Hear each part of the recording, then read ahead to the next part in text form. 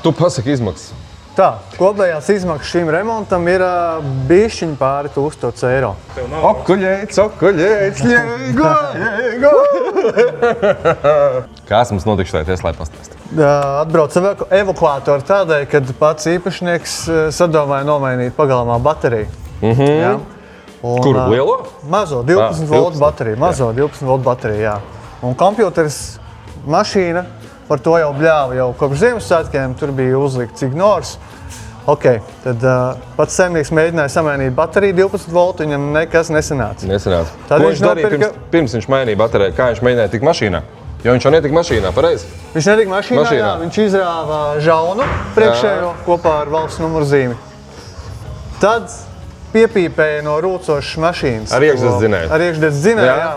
Kas nojauca mums pauri mazliet, jo sākām domāt, ka visticamāk DC būs aizgājis pastaigāties. Tas bloks, kas pārveido, kas precīzāk laiž cauri lielo voltāžu un lādē mazo akumulātoru no tā. Un tad domājam, ka varbūt daļa amperāžu viņš ir aizlidojis. Bet nē. Tad tika iegādāta vēl viena baterija, kur izrādījās beigās defektīva.